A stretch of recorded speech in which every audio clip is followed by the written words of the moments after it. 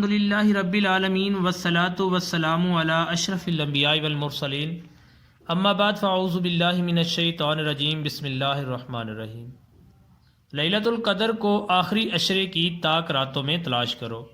سیدہ عائشہ رضی اللہ تعالی عنہا کے پوچھنے پر کہ اگر میں لیلۃ القدر کو پالوں تو کیا دعا مانگوں، رسول اللہ صلی اللہ علیہ وآلہ وسلم نے ارشاد فرمایا، یوں کہنا، اللہم انک عفو تحب العفو فاعف عنی۔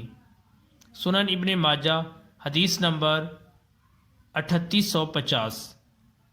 رسول اللہ صلی اللہ علیہ وآلہ وسلم جتنی عبادت میں محنت رمضان کے آخری عشرہ میں کرتے اتنی اور دنوں میں نہ کیا کرتے تھے۔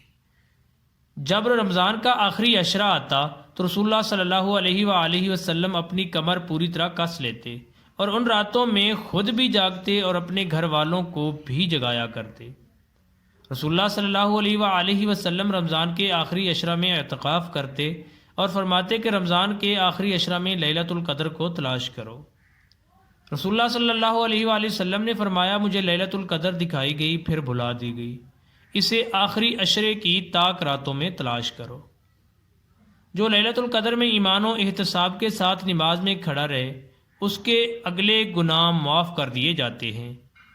اللہ پاک سے دعا ہے کہ اللہ تعالی ہمیں لیلۃ القدر نصیب فرمائے اور ہم سے ہمیشہ کے لیے راضی ہو جائے، آمین یا رب العالمین۔